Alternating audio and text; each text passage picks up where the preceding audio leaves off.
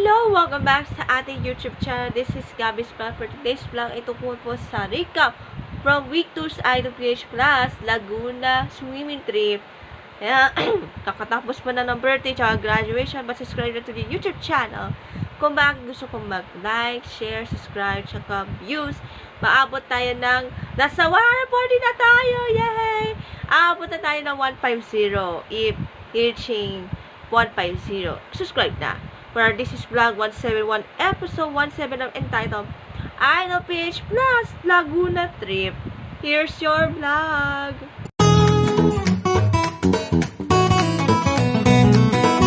Okay, simulan natin. Una muna natin ay ang Idol PH recap. Watch this.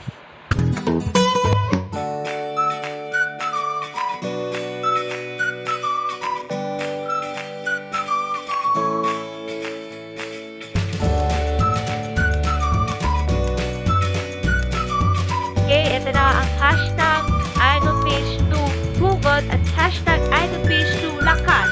Your song recap. Una muna natin yung hindi nakapasa sa next round. Like Dave Escavido from Caloocan to sing Apo Cabugueras song 04, yes, 04 or no, yes. O, diba? Yes, no. 0, yes, 4, no. Sayang. Tingnan din kung may Caloocan na ulit sa IdolPH. Natin next time. But yung tatlong idol mo pasok sa next round, like Kais from Gimaras, we have 4-0 to sing Masaya Lahat, while Beverly Silvas, wag mo na itanong by Teresa to give the 3-1 yes no result, and Delic Wallace to sing a song ng Maniwala Ka May Ages. Yung kanina, yung Beverly Silva ay taga Batangas pa to, hindi? Ito ay taga Isabela Alayo. Give a 4-0 yes, 4 yeses, and 0 no.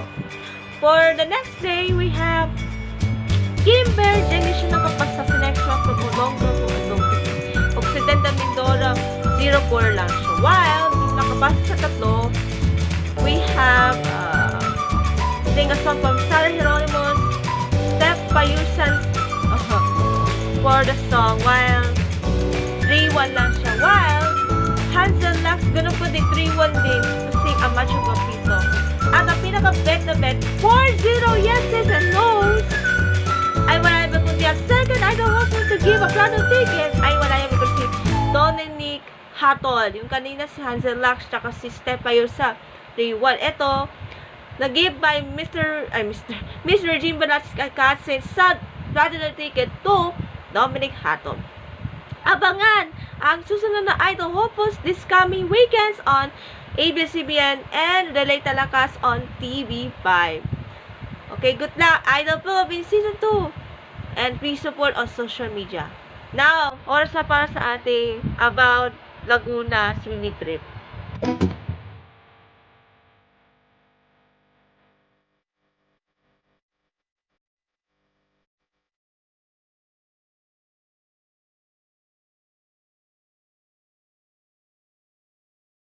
Okay, ito po yung 12:30 p.m. aalis papunta Laguna for the swimming trip. Kasama yung mami ko, tsaka yung iba pa mga related families kasi absent po yung tatay ko, tsaka yung sisters ko, at saka yung brother ang atin sa Laguna.